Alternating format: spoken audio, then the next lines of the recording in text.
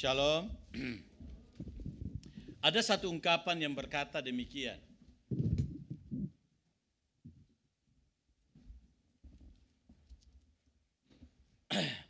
Tidak ada kerohanian yang sehat tanpa teologi yang benar dan tepat. Saya ulangi kalimat ini. Tidak ada kerohanian yang sehat tanpa teologi yang tepat atau teologi yang benar. Saya pikir statement ini adalah statement yang sangat baik. Suatu ketika ada orang yang datang kepada saya, bukan di sini, di tempat yang lain. Ketika saya melayani, selesai ibadah, datang pada saya dan berkata begini, Pak, kenapa ya semakin saya setia sama Tuhan, semakin banyak tantangan yang saya alami. Saya tidak tahu realita kehidupan di sini bagaimana, begitu ya. Tapi semakin kita setia sama Tuhan, semakin banyak tantangan yang kita alami. Menurut Bapak bagaimana? Kemudian saya katakan begini, menjadi orang Kristen, Tuhan tidak pernah menjamin kita tidak punya masalah. Tetapi yang Tuhan jamin adalah setiap masalah pasti ada jalan keluar.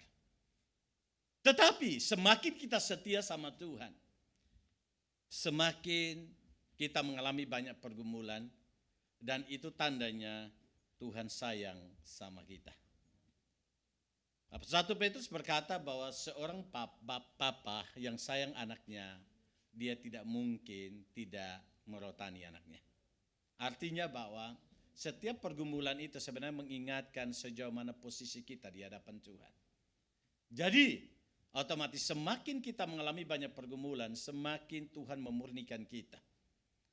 Tetapi 1 Korintus 10 ayat 13 berkata bahwa apapun yang kita alami dalam hidup kita, sebenarnya itu tidak melampaui kekuatan kita. Karena bagi Tuhan dan di mata Tuhan, itu adalah sesuatu pergumulan yang biasa. Karena Tuhan sudah menanamkan kekuatan dalam kehidupan kita.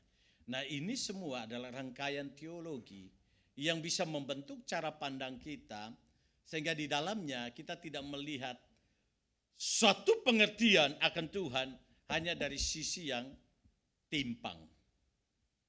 Nah, kesalahan daripada teologi kemakmuran yang menawarkan bahwa percaya Tuhan hidup ini lancar, percaya Tuhan tidak ada masalah, itu mereka hanya menekankan satu sisi tanpa melihat ada sebuah penyucian, pengudusan yang Tuhan berikan.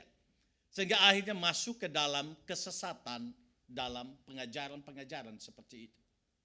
Nah, jemaat Tuhan yang kekasih, kalau kita kembali kepada tadi statement tadi, maka kita harus memahami teologi secara tepat. Baru kerohanian kita ini bisa bertumbuh secara tepat. Sehingga mau ada pergumulan, tidak ada pergumulan, itu tidak pernah menggeser kita daripada Tuhan. Karena kita tidak pernah mengukur kebaikan Tuhan berdasarkan realita yang kita alami. Saya ulang kalimat ini. Kita tidak boleh mengukur akan kebaikan Tuhan berdasarkan sebuah realita yang kita alami. Karena Tuhan tidak pernah menjadi. Saya ulang kalimat ini. Tuhan tidak pernah menjadi. Maka kita tidak boleh mengukur kebaikan Tuhan berdasarkan realita yang kita alami. Apa maksud Bapak? Menjadi di sana adalah Tuhan tidak pernah menjadi baik dan Tuhan tidak pernah menjadi tidak baik.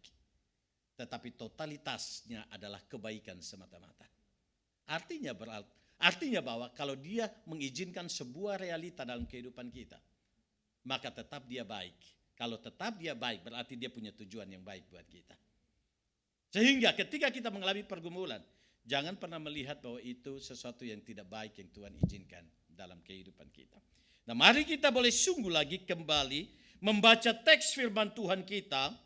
Hari ini terdapat dalam 2 Korintus pasal yang keempat, ayat yang ke-8, saya mengajak kita sampai dengan ayat yang ke-12.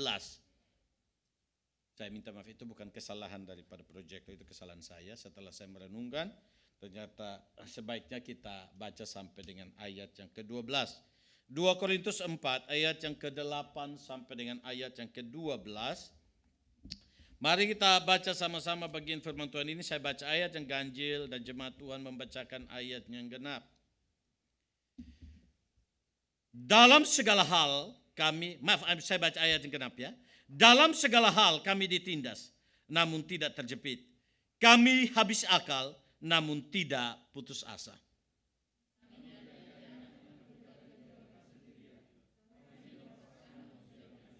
Kami senantiasa membawa kematian Yesus di dalam tubuh kami, supaya kehidupan Yesus juga menjadi nyata di dalam tubuh kami.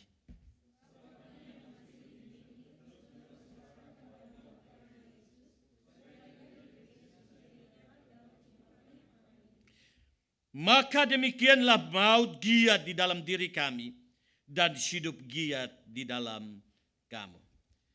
Tema yang kita ingin bahas hari ini adalah wujud konkret pengharapan di dalam Kristus. Wujud konkret pengharapan di dalam Kristus. Dua minggu lalu kita sudah bahas tentang pengharapan di dalam Kristus. Hari ini kita melihat secara praktis wujud konkret pengharapan di dalam Kristus itu seperti apa. Apa yang menjadi wujud konkret dalam realita kehidupan yang membuktikan bahwa kita punya pengharapan di dalam Tuhan. Maka kita tidak tergoyahkan. Sebelum kita melihat ayat 8, mari kita lihat ayat yang ke-7 dulu. Mari kita baca sama-sama ayat yang ke-7. 1, 2, 3. Tetapi harta ini kami punyai dalam bejana tanah liat, supaya nyata bahwa kekuatan yang melimpah-limpah itu berasal dari Allah, bukan dari diri kami. Pertanyaan adalah kekuatan dari Allah yang melimpah-limpah itu dan bukan dari diri kami. Kekuatannya bagaimana? Nah, kekuatan yang bagaimana itulah yang akan kita pelajari sebagai wujud konkret daripada pengharapan kita di dalam Kristus. Ada beberapa kata penting yang perlu kita lihat di dalam teks ini berkaitan dengan wujud konkret daripada pengharapan di dalam Kristus. Dan beberapa poin penting, kata-kata penting yang ada di dalamnya, saya memberikan subjudul di dalamnya adalah sebuah bukti kekuatan Allah yang menyertai umatnya.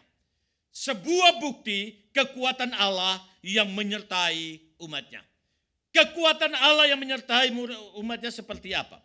Ayat yang ke-8 berkata, dalam segala hal kami apa? Ditindas, namun tidak terjepit. Kami habis akal, namun tidak putus asa. Kita mulai dengan kalimat, dalam segala hal kami ditindas. Ditindas seperti apa? Segala hal itu maksudnya apa?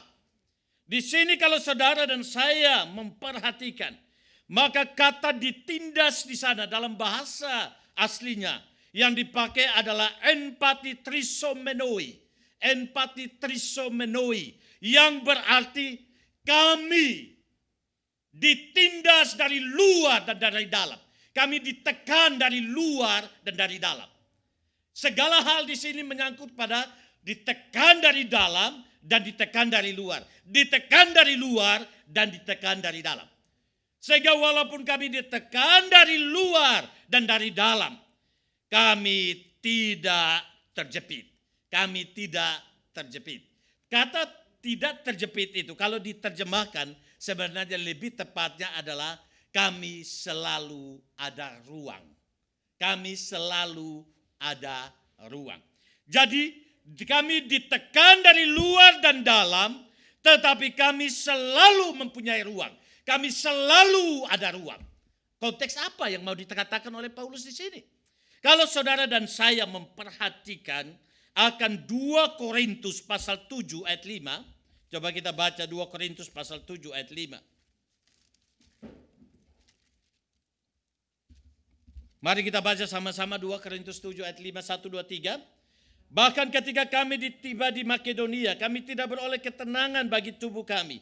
Di mana-mana kami mengalami kesusahan dari luar pertengkaran dan dari dalam apa? Ketakutan. Dan kalau saudara dan saya membaca selanjutnya di dalam 2 Korintus 6 ayat 12.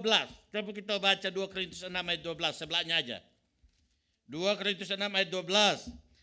Di situ dikatakan 1, 2, 3. Dan bagi kamu ada tempat yang luas dalam hati kami. Tetapi bagi kami hanya tersedia tempat yang sempit di dalam hati kamu. Apa ini? yang dimaksudkan oleh Paulus di sini. Konteks ini lebih tepat kalau saudara dan saya melihat dalam 1 Korintus, dan saya pernah menjelaskan itu dalam eksposisi kitab Korintus pasal 1.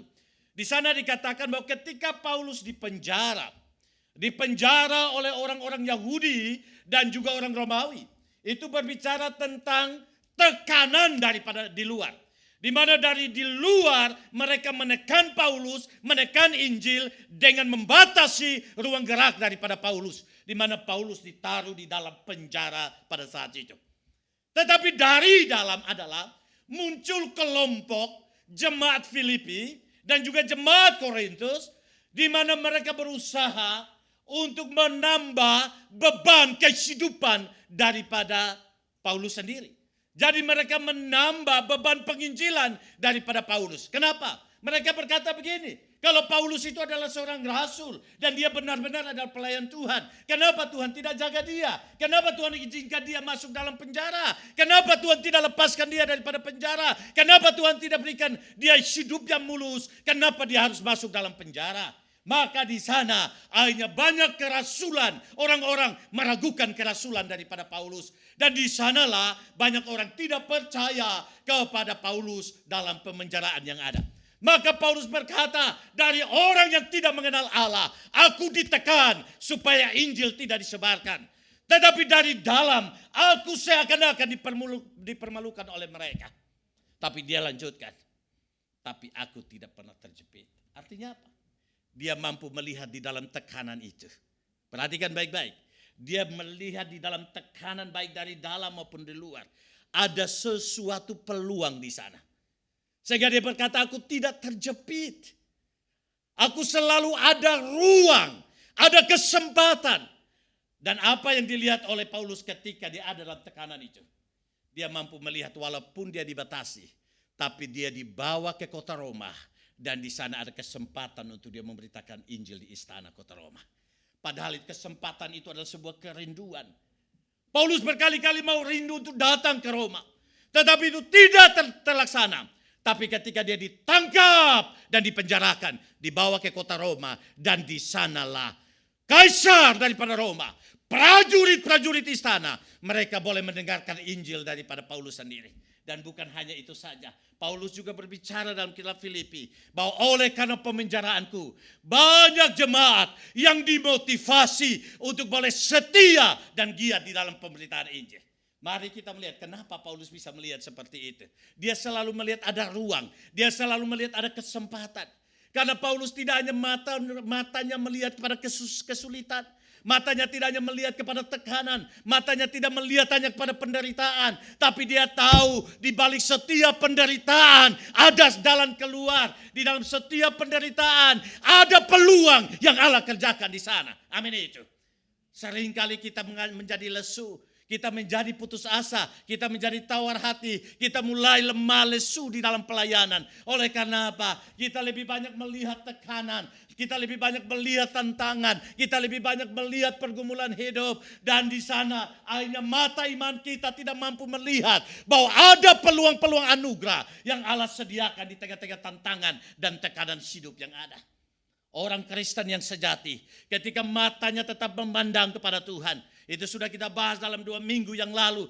Tuhan adalah Yesus Kristus adalah harta yang berharga. Dan dia menjadi sentral dalam pemberitaan kita. Ketika mata iman kita memandang kepada Kristus. Menjadikan Kristus menjadi sentral dalam hidup kita. Setiap tekanan, setiap pergumulan adalah suatu kesempatan untuk kita bisa melihat ada peluang di sana. Orang yang tidak mengenal Tuhan, orang yang tidak setia beribadah pada Tuhan, orang yang datang beribadah pada Tuhan hanya mencari kepentingan diri sendiri dan dia tidak pernah menjadikan Tuhan menjadi sentral. Lama-kelamaan dia akan menjadi lesu. Oleh karena apa? Tidak selamanya semua keinginannya itu dijawab oleh Tuhan. Amin itu. Maka mari ketika kita mengiring Tuhan, kita boleh sungguh lagi menjadikan Tuhan menjadi sentral. Maka setiap tantangan, pergumulan, masalah, di sana kita sanggup melihat ada peluang anugerah di sana. Dengan COVID-19 banyak orang mengeluh. Oleh karena apa? Kegiatan dibatasi. Kita tidak bisa kemana-mana. Apalagi bagi mereka yang kakinya gatal-gatal. Bukan gatal-gatal itu bukan penyakit ya. Tapi nggak bisa tinggal di rumah. Apalagi kalau udah terima gaji, lihat uangnya udah numpuk. Dia pikir ini, untuk apa uang ini kalau aku di rumah terus gitu kan. Nah gitu ya. Maka kan orang-orang seperti ini, dompetnya lebih mahal daripada isinya. Karena sambil lalu toh. Ya. Karena sambil lalu. Maka lagu favoritnya, kau datang dan pergi sesuka hatimu gitu ya. Kenapa? Karena uangnya datang kemudian pergi saja gitu ya. Banyak orang merasa dibatasi oleh situasi ini. Tapi kalau kita melihat sebenarnya banyak sekali peluang anugerah yang Tuhan boleh sungguh bukakan di sana. Saya katakan itu kepada pendeta Justinus Sia dan juga pendeta Efra Anugrah Ngebu. Saya bilang COVID ini menjadi anugerah khusus buat mereka. Oleh karena apa? Karena mereka punya kerinduan untuk melanjutkan master. Walaupun Pak Justinus sebenarnya sudah Master of Art, tapi dia melanjutkan untuk Master Teologi. Kenapa? Karena untuk meninggalkan pelayanan kan tidak mungkin. Tapi dengan COVID-19, maka sebagian besar sekolah teologi membuka studi secara online. Dan mereka mendapatkan sekolah terbaik yang membuka studi secara online, yaitu Sekolah Alkitab Asia Tenggara. Itu kan sekolah sangat-sangat berbobot. Dan tidak selamanya sekolah itu bisa membuka studi secara online. Tapi COVID ini membuat akhirnya mereka bisa mendapatkan studi secara online. Sehingga saya percaya bahwa dalam setiap tekanan, setiap pergumulan hidup, ada anugerah di sana, ada berkat di sana. Contohnya, majelis tidak pernah itu kotak-katik yang namanya live streaming, bikin bagaimana modelnya dan lain sebagainya. Tetapi karena dengan COVID, akhirnya kita bisa punya ahli IT kita akhirnya hebat-hebat semua. Bahkan ketika saya mimpin pemuda di Tokyo, camp pemuda di Tokyo, mereka katakan begini, ternyata live streamingnya Osaka lebih hebat daripada Tokyo. Saya nggak tahu apakah itu hanya menghibur hati saya. Tapi kan itu kan mereka yang mengungkapkan. Dan yang ngomong itu kan kebanyakan kan mereka juga dalam studi dalam ahli IT di Tokyo. Jadi setiap kondisi pasti ada peluang di sana. Tetapi yang membuat kita tidak mampu melihat peluang itu oleh karena kita lebih menatap kepada tekanan. Lebih menatap kepada pergumulan. Tapi Paulus mengajarkan kita ketika Kristus menjadi sentral. Maka ingat baik-baik. Setiap tekanan, setiap pergumulan, di dalamnya ada peluang anugerah yang Tuhan mau bukakan buat kita. Dan peluang anugerah itu tidak mungkin bisa dilihat oleh orang di luar Kristus. Dan itulah yang membuat kita tekun. Itulah yang membuat Paulus tekun. Itulah yang membuat jemaat yang setia pada Tuhan. Mereka tekun di dalam kehidupan mereka. Sehingga walaupun Paulus ditahan di dalam penjara, jemaat yang setia kepada Tuhan tidak pernah mengalami kekendoran. Selanjutnya, tidak hanya berbicara tentang ayat 8 berkata, dalam segala hal kami ditindas namun tidak terjepit. Kami habis akal namun tidak apa? Tidak apa? Tidak putus asa. Yang kedua adalah kami habis akal. Apa yang saudara pikirkan tentang habis akal? Habis akal itu apa artinya? Sudah nggak ada akal lagi. Kalau terjemahan bebasnya sudah nggak ada otaknya. Betul ya? Apakah seperti itu?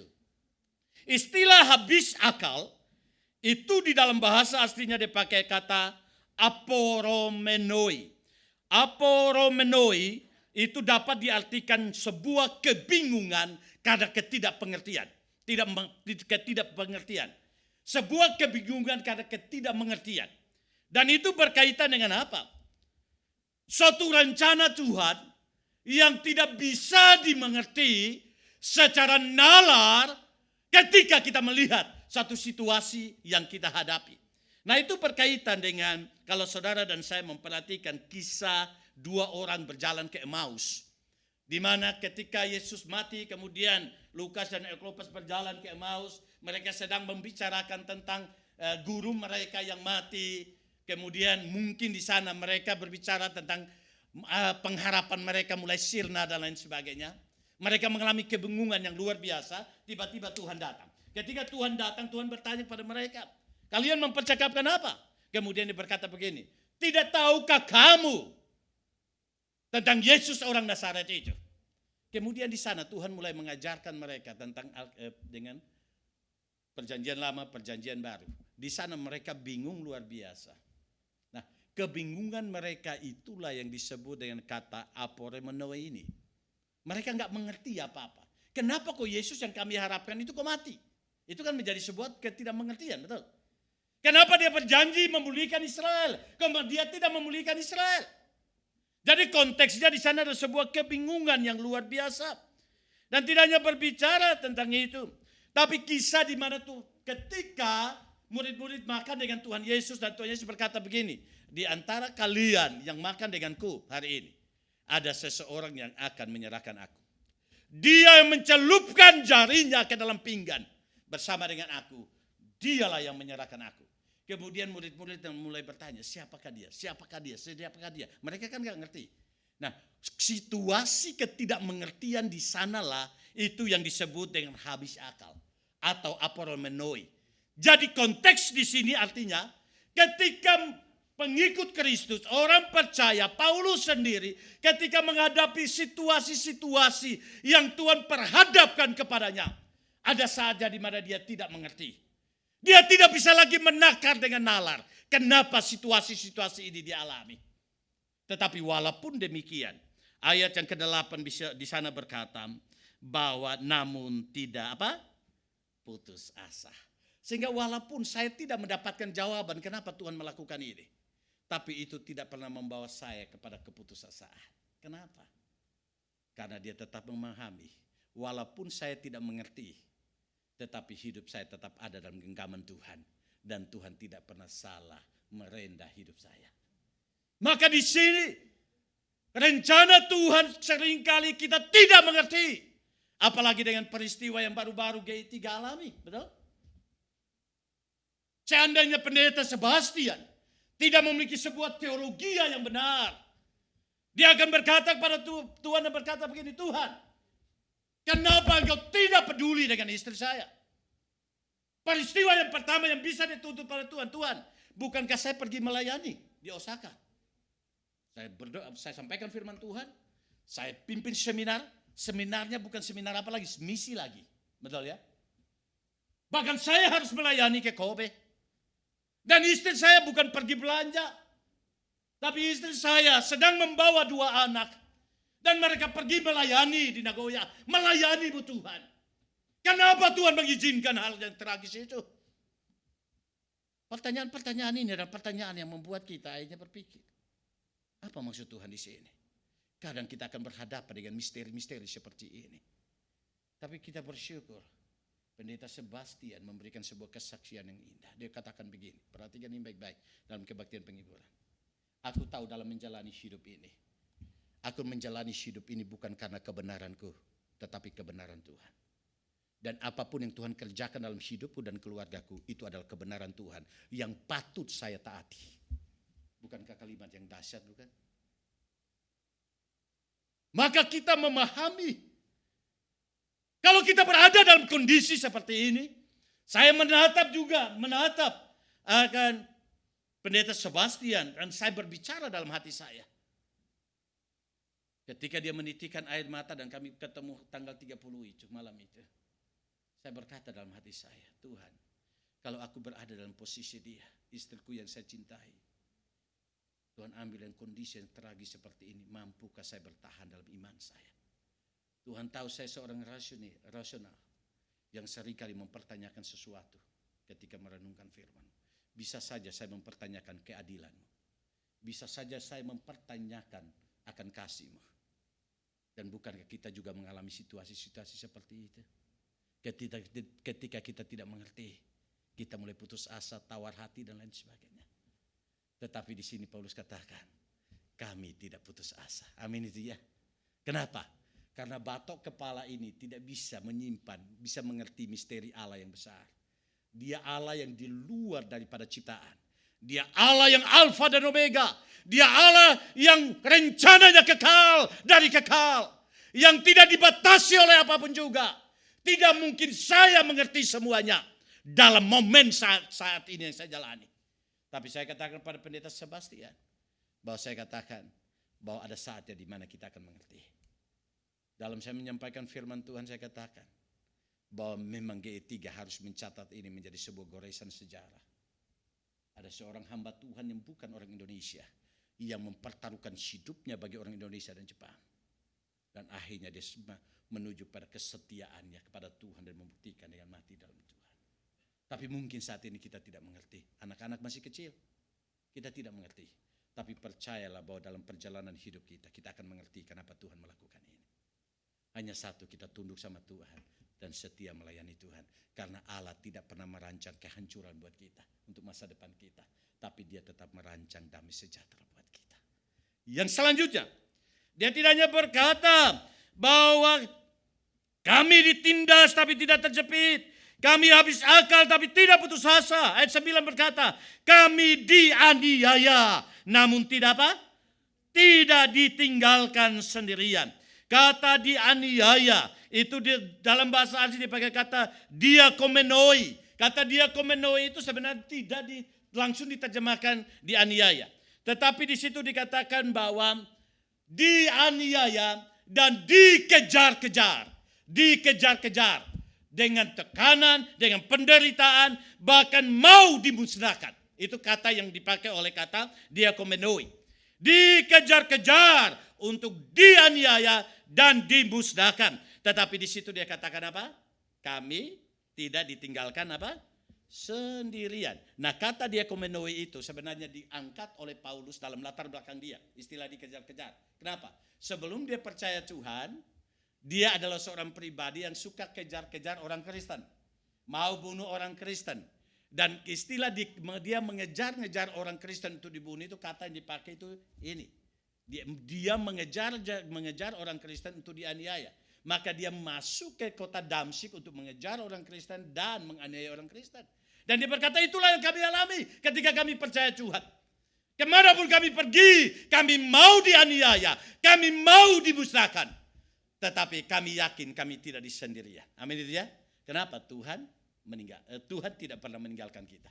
Bahkan kalau saudara dan saya memperhatikan dalam konteks yang lain, dia katakan bahwa banyak orang meninggalkan dia. Tapi Tuhan sekali-kali tidak pernah meninggalkan dia.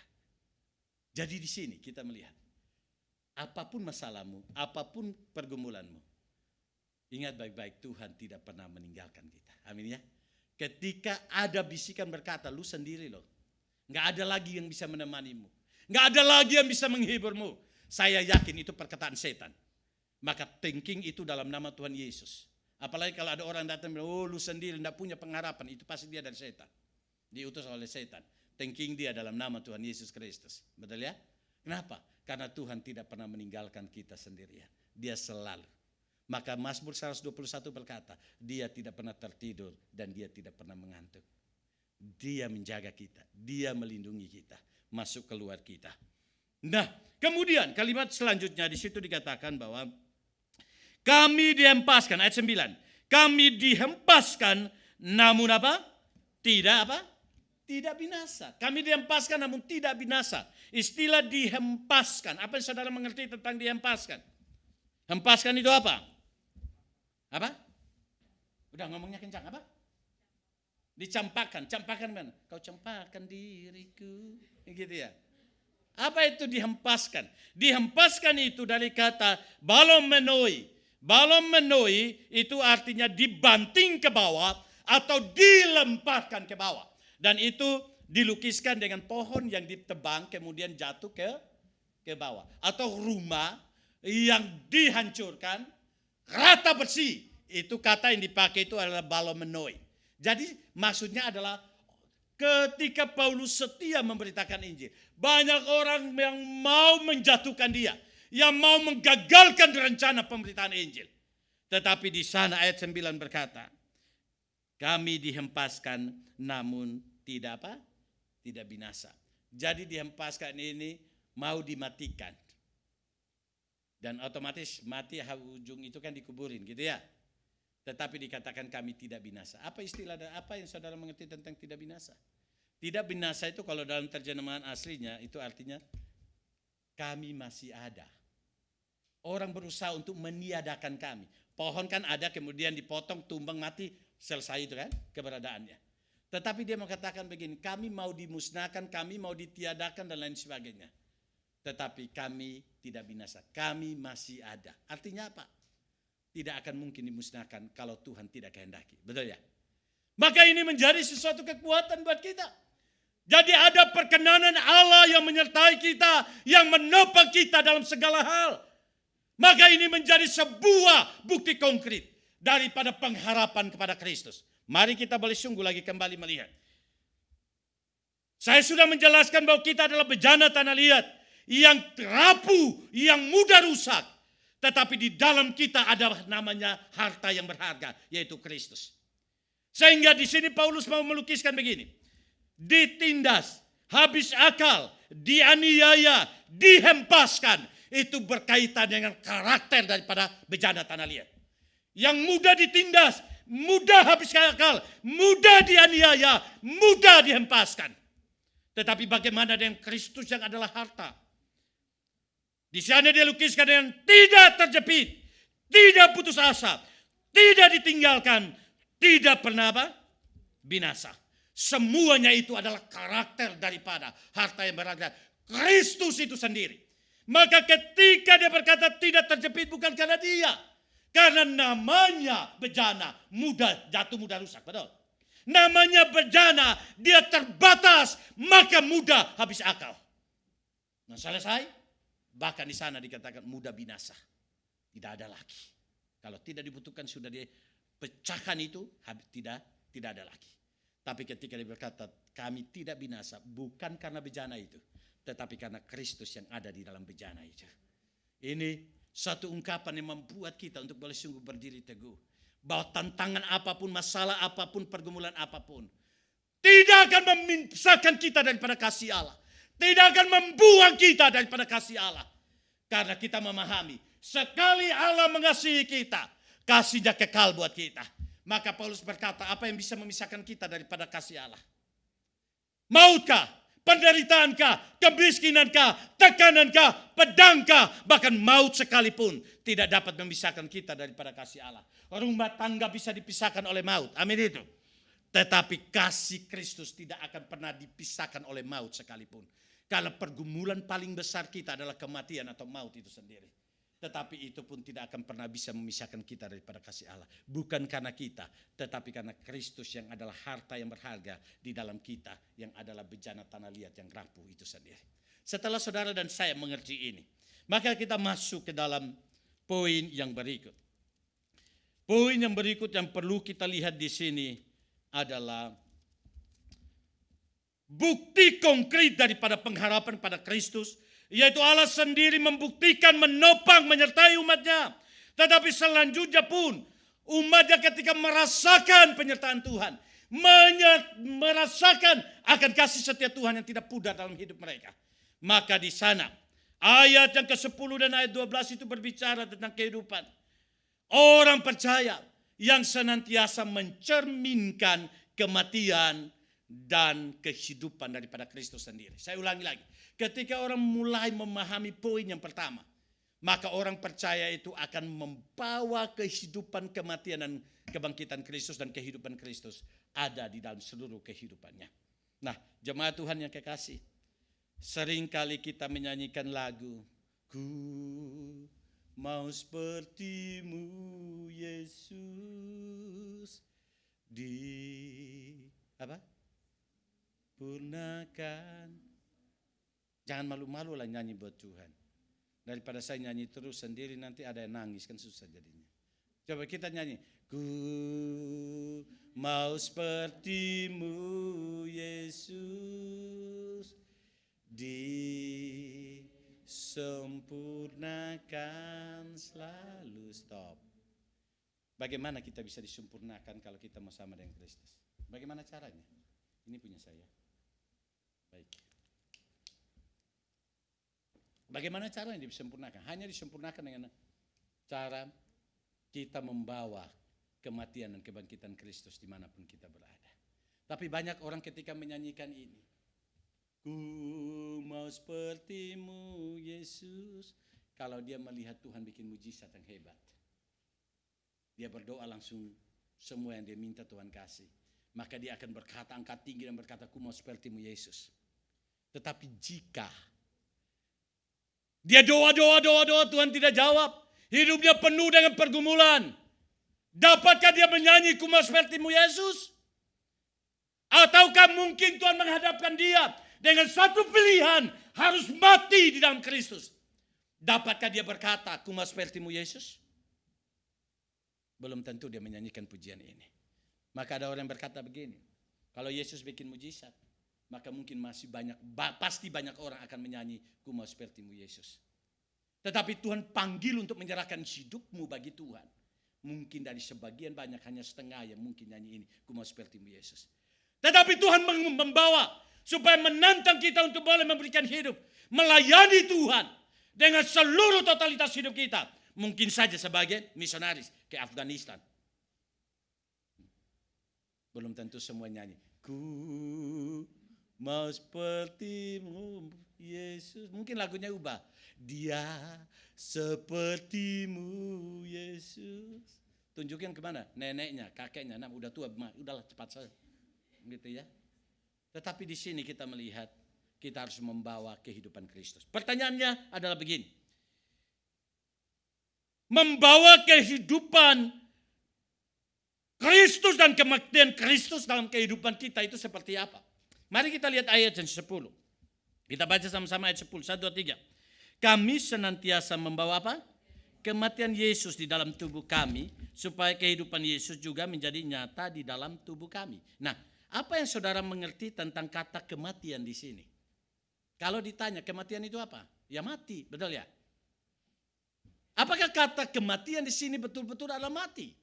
Dalam bahasa Yunani, kata kematian itu menggunakan dua kata. Perlu perhatikan baik-baik. Kata yang biasa yang namanya mati, sudah tidak ada nyawa. Kata yang dipakai itu adalah nekrosis. Nekrosis itu mati, sudah tidak ada nyawanya. Tetapi kata ini bukan diterjemahkan dengan nekrosis. Tapi kata ini diterjemahkan dengan kata thanatos. Thanatos. Apa yang dimaksud dengan thanatos? Nekrosis itu berbicara tentang death. Tetapi ini berbicara tentang apa? Dying. Apa bedanya? Death itu mati. Dying itu apa? Proses menuju kematian itu sendiri. Jadi otomatis, the dying itu berbicara tentang proses di mana kita akan menuju kepada kematian. Dan yang dibicarakan oleh Paulus bukan sebuah kematian langsung mati. Tapi itu berbicara tentang kami senantiasa dibawa dalam proses kematian Kristus itu sendiri. Pertanyaan saya, coba saudara pilih. Kalau ditanya kepada saudara, saudara lebih pilih mati langsung atau proses menuju pada kematian itu? Pilih yang mana? Ya? Lebih mudah yang mana? Langsung mati. Kenapa langsung pilih langsung mati? Apa? Sebentar, satu-satu. Di sini apa? Langsung apa? Nah, enggak usah lewat penderitaan gitu ya. Kalau di sini setuju yang mana? Ya? Ngomongnya kencang lah. Apa? Mati langsung. Mati langsung. Kalau saudara sebagai, contohnya ada seseorang dalam keluarga saudara, saudara pilihnya mana? Mati langsung atau proses? Proses atau mati langsung? Proses. Kalau saudara yang alami, mau proses atau mati langsung? Mati langsung, betul. Nah ini lihat perbedaan ini. Bung Matius, maunya proses atau mati langsung? Verti. Pak, anakku masih ada ini, belum dilihat sama papanya. Modelnya seperti apa, gabungan saya dengan dia, betul ya? Tapi kalau bertanya pada kita, maka kita memilih mati langsung, betul? Aku nggak mau menderita. Tetapi di sini pilihannya bukan mati langsung, tetapi di sini dikatakan proses menuju pada kematian itu. Kenapa Bapak meyakini bahwa itu memang terjemahan seperti itu? Mari kita lihat. Dalam ayat 10 dia katakan kata begini, kami senantiasa. Senantiasa itu artinya apa? Terus menerus. Kata yang kedua, coba kita lihat ayat 11. 1, 2, 3. Sebab kami yang masih hidup ini apa? Terus menerus diserahkan kepada apa? Mau terus menerus. Orang mati itu satu kali atau mati berkali-kali? Mati sekali. Kalau mati sekali, seharusnya yang dia pakai di sini seharusnya bukan kata senantiasa atau terus menerus, betul? Tetapi ini berbicara tentang di dying, itu berbicara tentang satu proses yang terus menerus terjadi. Di mana proses kematian Kristus itu kami alami. Apa proses kematiannya? Penderitaannya, betul? Kesesakannya, tantangannya, dia ditolaknya, bahkan dia dihinatinya. Itu semua dialami oleh Yesus. Nah, proses inilah yang dialami oleh Paulus dan pengikut Kristus. Sehingga di sana dia berkata, kemanapun kami pergi, dia melihat penderitaan yang kita sudah sebutkan tadi itu, yang di atas itu. Itu bukan sebagai sesuatu, hanya sesuatu yang tanpa arti. Tapi dia mengkaitkan itu dengan proses kematian daripada Kristus yang ada. Maka dimanapun dia berada, semua situasi ini terus mengikuti dia. Maka Paulus berkata begini, aku dipukul 40 kurang 1. 39 kali dia dipukul. Dan ada seorang penulis, Philip Johnson berkata begini, kalau engkau, Paulus itu masih ada saat ini, dan tiba-tiba satu gereja mengundang dia untuk dia pimpin sebuah retreat. Dan ketika di dalam retreat itu ada satu season di mana rekreasi bersama-sama dengan pembicara. Dan ketika rekreasi itu adalah berenang bersama-sama di sungai, maka ketika Paulus membuka bajunya, kemudian jemaatnya melihat, oh kok ada ini bekas pukulan, bekas luka dan lain sebagainya. Dan akhirnya ditanyakan kepada Paulus, Paulus itu apa? Paulus akan berkata begini, itu adalah tanda-tanda Kristus yang ada padaku. Tanda-tanda kematian Kristus yang ada padaku. Dan tanda-tanda kehidupan Kristus yang ada padaku. Dan bukankah itu sebuah kebanggaan dalam hidup kita? Orang Kristen yang sejati, yang dia bawa bukan apa yang dia miliki saat ini. Tapi seharusnya yang dia bawa adalah tanda-tanda Kristus yang ada di dalamnya. Dan tanda-tanda Kristus itu hanya berkaitan dengan dua hal. Kematian dan kebangkitannya. Dan apakah tanda-tanda itu ada dalam kehidupan kita atau tidak.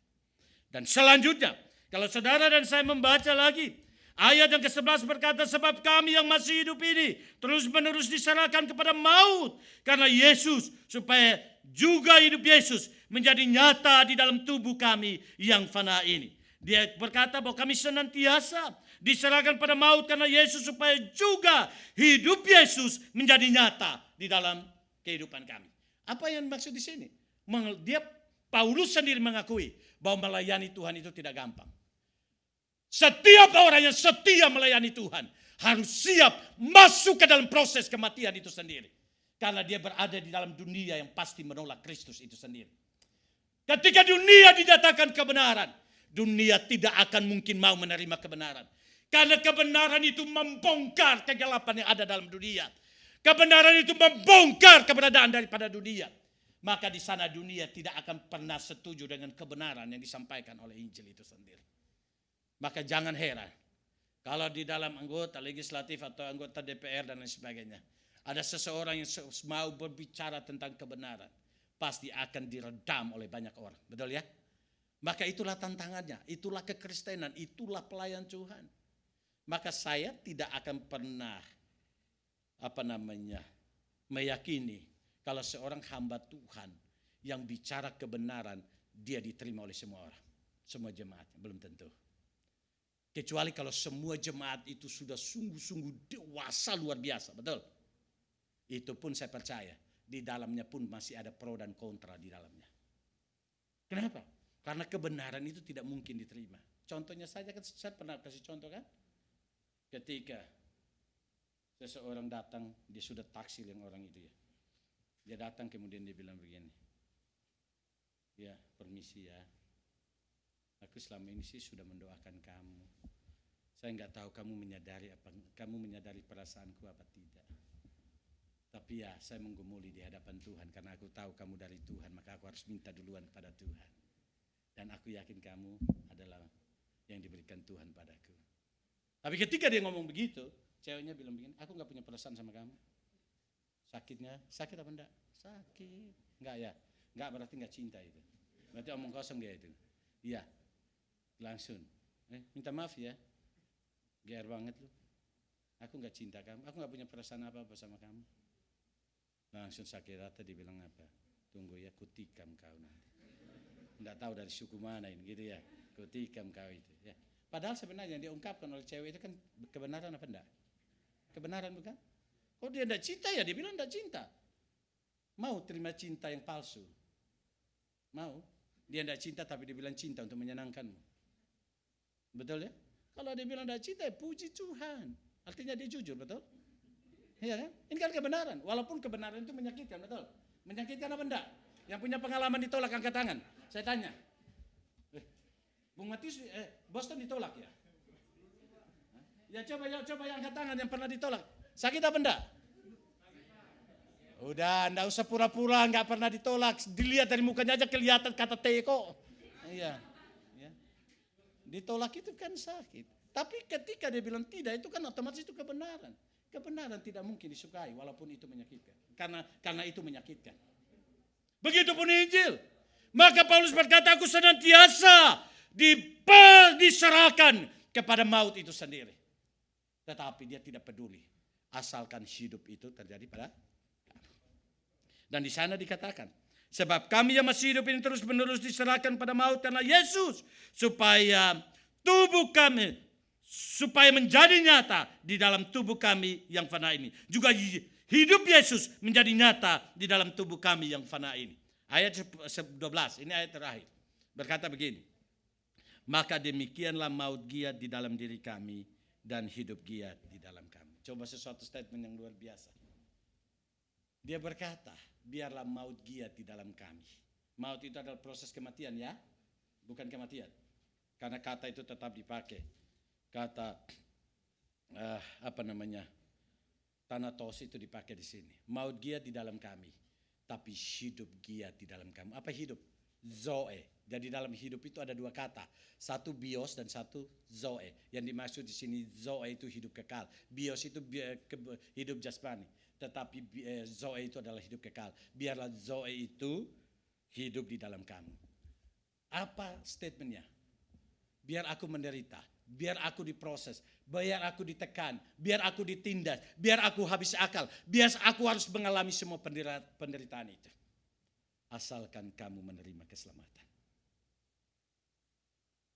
Dia sudah selesai dengan dirinya. Dan dia mengarahkan hidupnya untuk memberkati orang lain. Relakah kita menderita untuk keselamatan orang lain? Relakah kita menderita mengikut Tuhan? Tujuannya supaya orang lain diselamatkan. Mari kita boleh belajar. Kisah yang kita alami kemarin juga mengingatkan kita bahwa sebenarnya pelayanan yang ada di Nagoya itu, dalam rapat hamba Tuhan Cubukansai, kami sudah memutuskan untuk pelayanan di Nagoya itu digabung ke Aichi. Jadi kalau tukar mimbar, kalau itu tidak bisa dihandle, itu digabung ke gereja besar. Tapi ketika pendeta Sebastian itu berbicara dengan istrinya sendiri berkata, di sana kan sekitar 12-an orang. Daripada mereka jauh-jauh datang ke Aichi, biar saya ke sana, katanya begitu. Itu menurut cerita daripada pendeta Sebastian. Akhirnya dia pergi. Kemudian ternyata dia pergi ke sana dari rumah ke Eki itu harus naik sepeda dan tanjakan. Dan dia harus bonceng satu anak dan juga tarik satu anak. Dan ternyata menurut jadwal yang dia lihat itu jikanya giri-giri. Waktunya giri-giri sehingga dia harus dayung sepeda dan lain sebagainya. Ternyata beliau juga ada tekanan darah rendah. Musim panas terik lagi. Akhirnya ketika sampai di sana kemudian dia pingsan. Pingsan akhirnya jatuh. Nah, dalam konteks ini kita melihat bahwa seharusnya kan kalau mau cari enaknya saja kan aku kan punya 2 anak. Aku kan ini dan lain sebagainya, sakit dan lain sebagainya. Tetapi yang dilihat oleh pendeta Sebastian adalah istrinya mau menderita asalkan pelayanan itu tidak terbengkalai. Itu kan maksudnya kan sebenarnya, teks itu kan. Jadi orang yang sudah mengerti Kristus, mengenal Kristus, dia tidak fokus hidupnya dirinya lagi. Tapi bagaimana orang lain bisa dihidupkan oleh Kristus melalui firman dan pelayanan itu. Nah, banyak orang mengikut Tuhan tidak mengerti teks ini. Sehingga kalau mengikut Tuhan yang penting saya, yang penting saya, yang penting saya dan lain sebagainya. Nah, orang seperti ini dia akan kecewa dalam mengiring Tuhan pasti. Kenapa? Tidak selama yang kita inginkan saya itu Tuhan penuhi, betul? Tetapi Tuhan mau supaya kita yang sudah merasakan salib Kristus, karya Kristus, kebangkitan dan kematian Kristus. Kita juga seperti Kristus yang tidak mempedulikan dirinya sebagai Allah. Dalam Filipi 2:7 berkata, dia yang adalah Allah tapi dia tidak memperhitungkan kealahannya dan dia merelakan dirinya, mengosongkan dirinya dan memberikan hidupnya menjadi manusia dan tidak hanya manusia, tapi dia mati dan dia tidak hanya mati, tapi dia bangkit. Artinya apa? Dalam pelayanan Tuhan tidak peduli dengan hidupnya, asalkan manusia diselamatkan. Paulus dalam pelayanan jadi tidak peduli dengan penderitaan yang dia alami.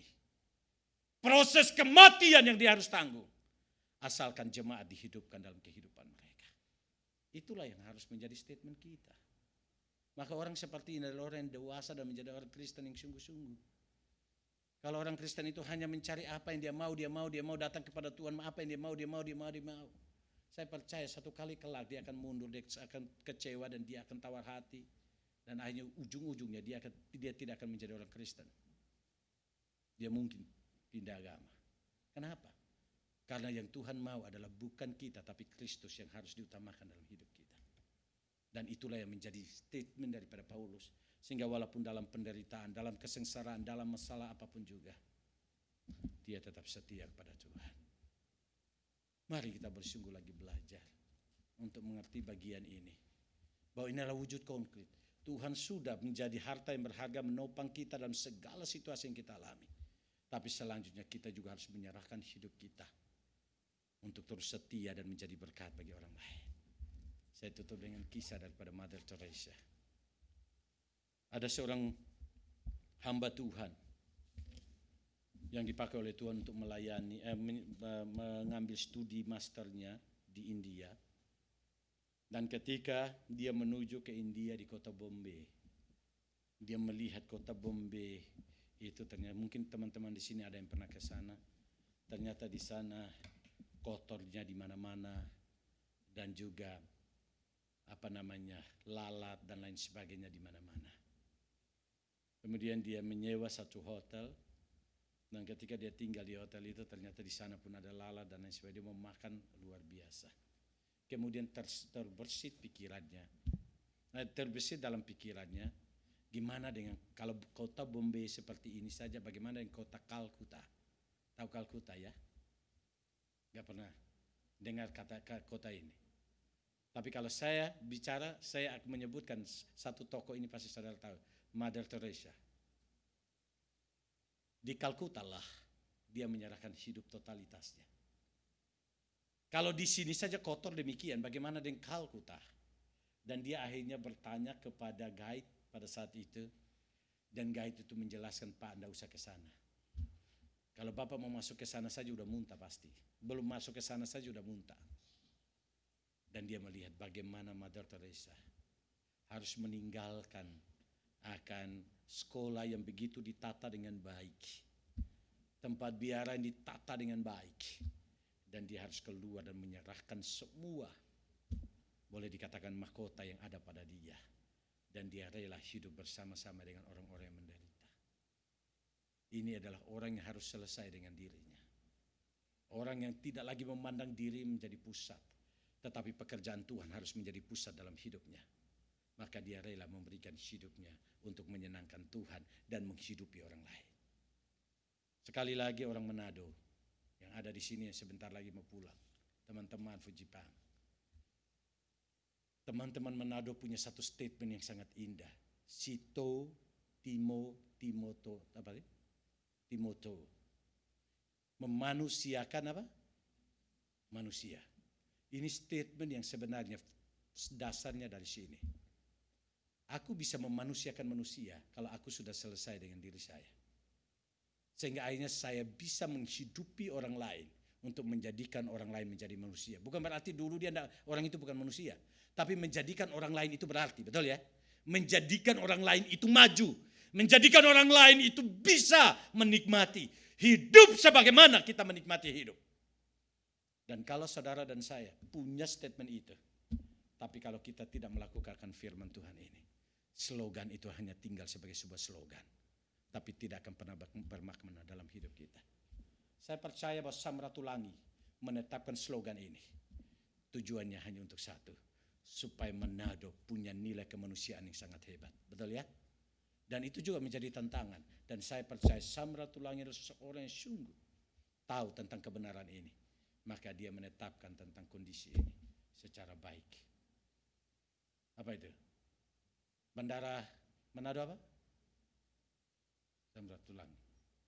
Jadi kita memahami bahwa otomatis kita harus sungguh punya prinsip.